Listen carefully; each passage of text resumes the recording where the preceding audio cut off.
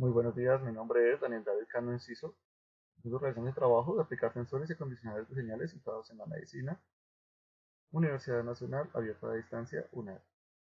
Según la OEM, los sensores se emplean para medir tensiones mecánicas con el fin de controlar la fuerza que aplican dispositivos médicos de infusión o sensores y monitores para sistemas de pesaje de pacientes, entre otros. Para el siguiente trabajo escogimos el sensor de presión arterial. Veremos inicialmente las características del sensor de presión. Luego analizaremos el amplificador de instrumentación y luego realizaremos un filtro pasabajo activo no inversor de primer orden con el fin de filtrar la señal. El sensor escogido fue un sensor de la marca Honeywell serie TBP, sensor básico de presión de montaje de tablero, y un manguito para la toma de la presión arterial en el paciente. La variable para medir es la presión de aire dentro del manguito. El voltaje de salida del rango de operación es de 0 a 7.5 milivoltios, con una precisión más o menos del 0.2%. La sensibilidad del mismo es de 0 a 1 psi y el rango de voltaje de salida es de 0 a 7.5 milivoltios, lo cual nos facilita la realización del dispositivo, ya que al entregarnos el sensor una medida de voltaje no necesitaremos realizar el puente de Weston.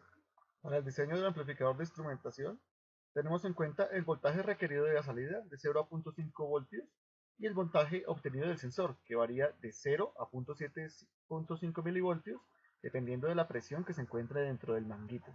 Para hallar los valores de las resistencias de este amplificador, tenemos que voltaje de salida es igual a voltaje de entrada máximo menos voltaje de entrada mínimo por 1 más 2 R sobre G, teniendo en cuenta que RG es la resistencia de ganancia y R serían las demás resistencias del circuito.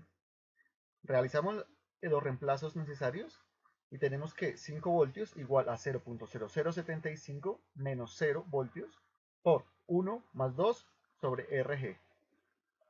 Hacemos el despeje correspondiente y tenemos que el valor de la resistencia de ganancia es igual a 3 ohms. Realizamos la comprobación de la ecuación reemplazando los valores en la ecuación inicial. Tenemos 5 voltios igual a 0.0075 menos 0 por 1 más 2 por 1000 sobre 3 y esto nos da 5 voltios. Bien, con ayuda del software Proteus realizamos la simulación del circuito y pusimos en esta parte una señal sinusoidal de 0 a 0.0075 voltios con el fin de poder ver la respuesta de la señal. Este circuito ya tiene adaptado el filtro, del cual hablaremos más adelante. La señal B2, que es la que ingresa al filtro y luego ingresa al amplificador, como podemos ver en esta zona, nos está entregando de 0 a 0.075 voltios.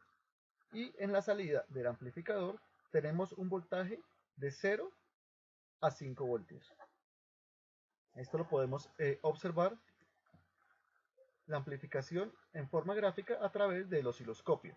En la señal azul tenemos la señal de entrada del sensor y en amarillo la señal de salida. Se encuentran un poco diferentes los dos valores para poder verlos de forma correcta en el osciloscopio. De otra forma se vería como una línea recta.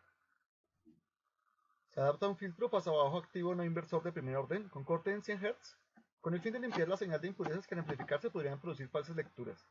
Adicional, se adapta un divisor de tensión, dado que para el cálculo del filtro se realizó con una ganancia igual a 2, y para contrarrestar esta amplificación se atenúa mediante este divisor. Para el diseño tenemos que escogimos un condensador de 4.7 nanofaradios e iniciamos los cálculos. Para hallar la resistencia 1 tenemos 1 sobre 2pi por la frecuencia de corte por el condensador. Realizamos las simplificaciones necesarias y las operaciones teniendo que la resistencia tiene un valor de 33.86 kiloohmios. Luego hallaremos R1. Decimos que R1 es igual a la amplitud por la resistencia sobre la ganancia menos 1. Como les había comentado, tomamos la ganancia en 2 para los cálculos y la obtención de resistencias y condensadores en valores comerciales. Ahora hallamos RF, que nos dice que RF es igual a la ganancia por la resistencia, 1, y esto nos da 67 Realizamos la simulación mediante el software de MATLAB del filtro con ayuda del Filter Designer y vemos cómo el filtro realiza su trabajo eliminando los picos superiores a 100 Hz.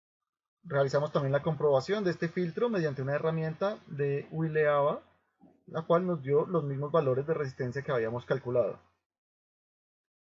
El puente de Weston se implementa únicamente cuando los sensores son resistivos, capacitivos o inductivos, pero en este caso nuestro circuito nos facilitaba el trabajo ya que él mismo nos entregaba un voltaje de 0 a 0.0075 voltios, por lo cual no fue necesario realizarlo, aunque se realizó la averiguación de su funcionamiento. El puente de Weston se utiliza para conocer el valor de una resistencia desconocida, en este caso el sensor que se estaría utilizando como una resistencia o un capacitor variable, y mediante el equilibrio de los cuatro brazos del puente se obtiene este valor.